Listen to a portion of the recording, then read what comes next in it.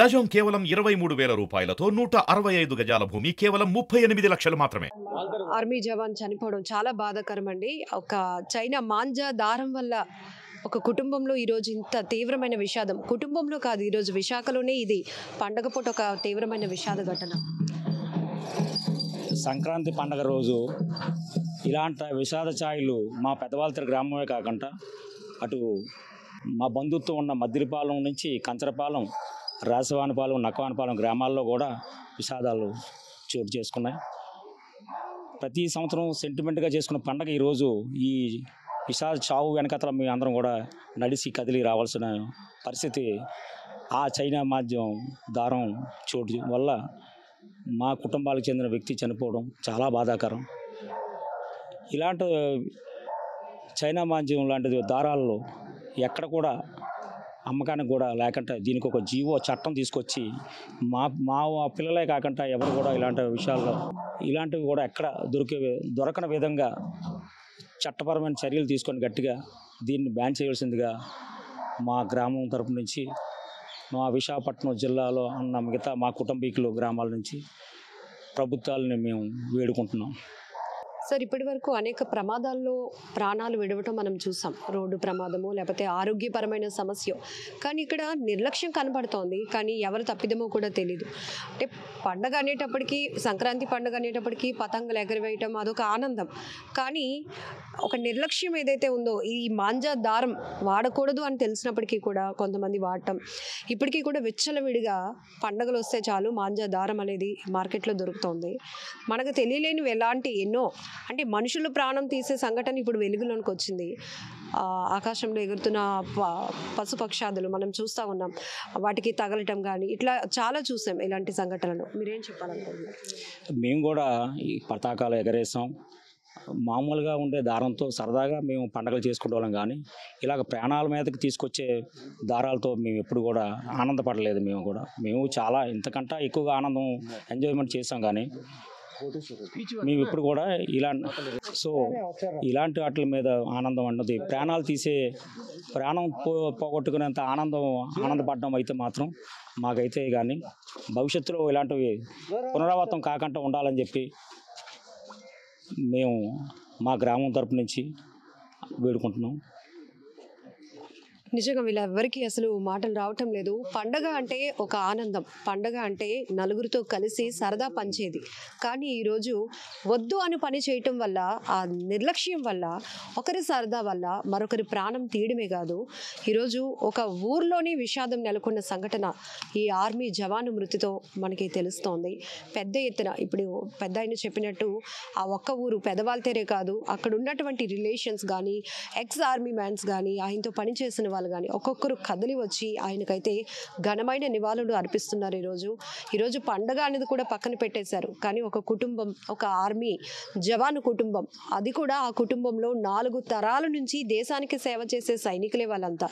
అలాంటిది ఈరోజు చైనా మాంజా దారం వల్ల ఒక ఆర్మీ జవాను చనిపోవడం అంటే ఇది చర్చించుకోవడానికి కూడా చాలా బాధ అనిపిస్తోంది. ఇప్పటికీ కూడా ఇలాంటివి ఏదైతే నిషేధించాలి ఖచ్చితంగా అని చెప్పే వాటిపైన అరకొరగా చర్యలే తప్పితే ఎప్పుడు కూడా పూర్తి స్థాయిలో ఫోకస్ చేయటం లేదు ప్రభుత్వాలు కూడా. అలాంటిది ఈరోజు చైనా నుంచి తెచ్చుకున్నటువంటి ఈ ప్రాణాంతకమైనటువంటి దారం మాంజా ఒక ప్రాణాన్ని తీసేసింది. మరొకరితో మాట్లాడదాం. పోతన్ రెడ్డి గారు, ఈరోజు మీ ఊరంతా కూడా ఈ రకంగా పండగ ఉంటుంది అని అనుకోలేదు. కాగితాల కోటేశ్వర రెడ్డి గారు అన్న తాత చిన్న వయసులోనే చనిపోవడం జరిగింది. వారు 4 తరాల నుంచి కూడా ఈ ఆర్మీలోనే ఈ ప్రజాసేవకు అంకితమైనటువంటి వాళ్ళ ముత్తాత, వాళ్ళ తాత, వాళ్ళ తండ్రితో మాకు సత్సంబంధాలు. ఈ కుర్రోడు అతి చిన్న వయసులోనే, అంటే 26వ తారీఖున పుట్టడం, రిపబ్లిక్ డే రోజు పుట్టడం జరిగింది.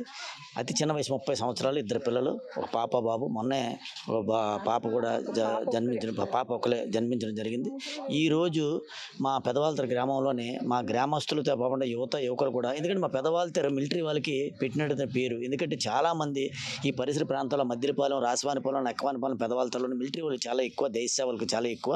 ఈరోజు ఎంతో సంక్రాంతి సందర్భంగా ఎంతో ఆనందాల మధ్య జరుపుకున్నటువంటి ఈ పండుగ మా అందరికీ కూడా మరి తీరం లోటుగా మేము భావించి ఈరోజు అన్ని కూడా పండుగలన్నీ కూడా ఆఫ్ చేసుకొని మరి ఏదైతే దేశానికి సేవ చేసినటువంటి వ్యక్తి మరి కుటుంబం ఈ రకంగా అయిందో మా ప్రగాఢ సానుభూతి మా పెద్దవాళ్ళ గ్రామ ప్రజల తరపున, అలాగే గ్రామ పెద్దల తరపున కూడా అందరి తరపున కూడా తెలియజేసుకుంటాను. ఈ గాలిపటాలు అనేటువంటిది ఈ సంక్రాంతికి పెద్ద ఉత్సవం అయినప్పటికీ కూడా ఈ చైనా నుంచి వచ్చినటువంటి మాంజా ఏదైతే ఉందో అది ప్రాణాలు, ఇది ఒకటే కాదండి, గతంలో కూడా చాలా జరిగాయి.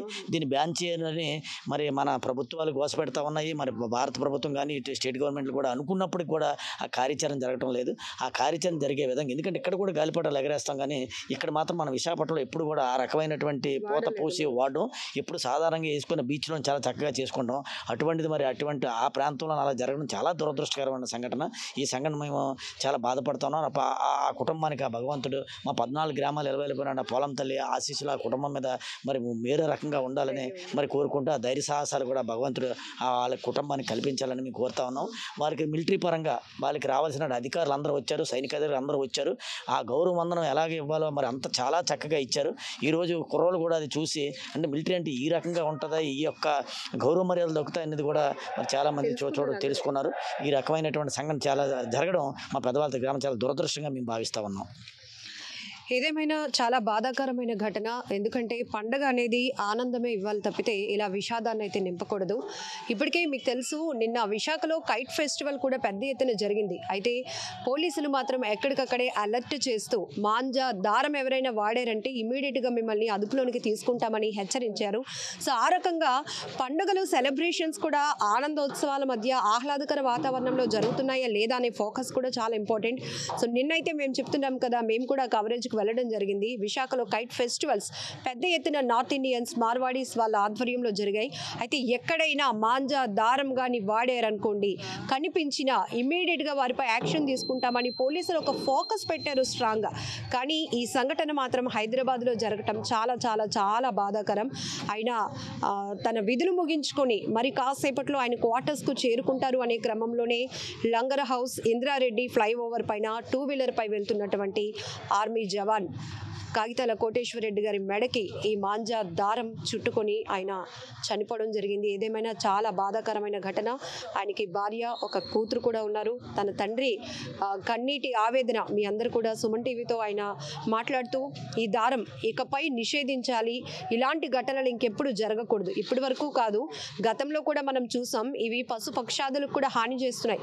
మనుషులకైతే నొప్పి తెలిస్తే ఇమీడియట్గా వాళ్ళు ఆ బాధను చెప్పుకోగలుగుతారు. కానీ ఎంతో పైకి ఎగురుతుంది, బాగా ఎగురుతుంది అని ఈ మాంజా వాడటం వల్ల ఎగురుతున్నటువంటి పక్షుల రెక్కలు తెగిపడుతున్నాయి. వాటి రక్తం కళ్ళు చూస్తున్న ఆ మాంజా దారం ఇప్పుడు ఒక మనిషి ప్రాణాన్ని తీసేసింది. దేశానికి సేవ చేసేటటువంటి ఒక యువకుడి ప్రాణం తీసేసింది. ఆ కుటుంబంలో తీవ్ర విషాదాన్ని అయితే నింపింది. మనం కూడా సుమన్ టీవీ తరపున ఆయనకి ఘనమైన నివాళులు అర్పిస్తున్నాం. జోహార్.